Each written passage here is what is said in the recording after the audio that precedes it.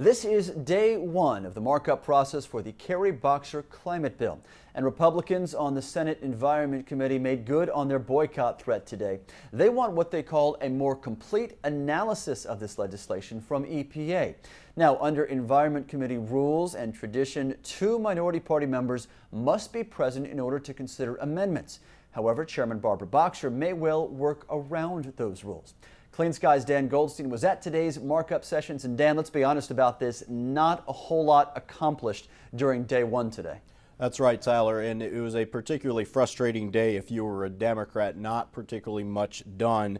And with Copenhagen looming right around the corner, Environment and Public Works Chairwoman Barbara Boxer, of course, wants to get a vote out of committee as a signal for the conference that the U.S. is serious about climate change and moving forward. But Republicans did not cooperate and they did not show up. So what we heard, Tyler, was a lot of crocodile tears from Democrats.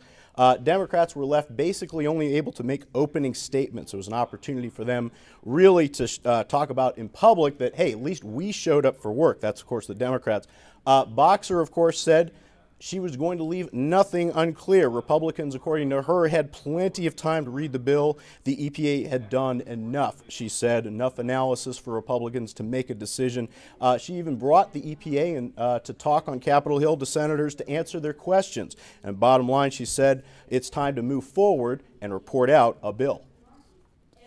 And there's no reason at all to do additional analysis and spend more taxpayers' dollars doing it when the work has been done. The only reason it seems to me one would ask for that is to delay this process, not to do it at all. When the House Energy and Commerce Committee passed their bill, the Republican members of the committee participated in the markup. They showed up for work. Even though many of them voted no, they came to work.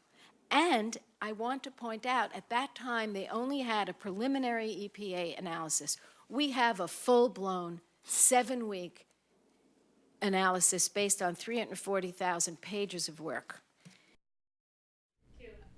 Now, Republicans, of course, sent George Voinovich of Ohio to bat as the lone member of the Republicans to talk to committee today. And he's somewhat of a sympathetic figure, you have to admit, because he's clashed with Lautenberg before and he's clashed also with Boxer. But keep in mind, Tyler, Ohio has 10% unemployment and they rank 11th in coal production. So he's a lot less of a lightning rod, as it were, certainly than James Inhofe of Oklahoma. And he also got pretty emotional when he asked Senator Boxer for more time.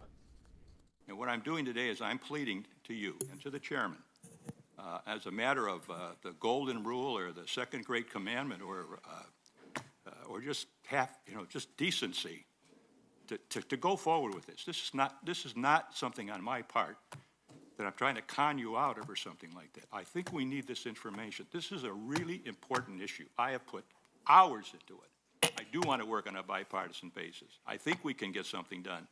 And I'm asking, Madam Chairman, I'm asking this committee, give us some time, get the information that we need, and let's really work together on a bipartisan basis to get this done. Now, you did get a glimpse, Tyler, a little bit of the substantive amendments that might be coming down the pike. Senator Tom Carper of Delaware, he's a big public transportation supporter, and he indicated he'll offer an amendment to boost allowances to public transportation sectors. Remember, we've talked about this, more of those get-out-of-jail-free cards for the right to pollute for transit agencies, especially those that might have to convert diesel buses over to hybrid electric buses.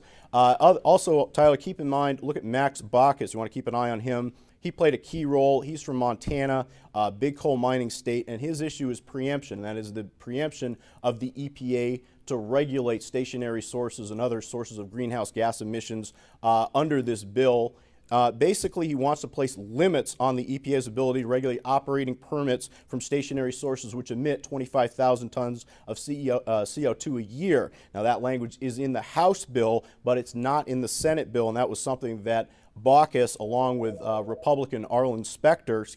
Democrat Arlen Specter, wants in the language of the Senate bill too. And Tyler, these two are key swing votes, so this amendment could be critical in getting their vote for passage of the final bill. All right, day one now complete. Dan Goldstein, thank you very much.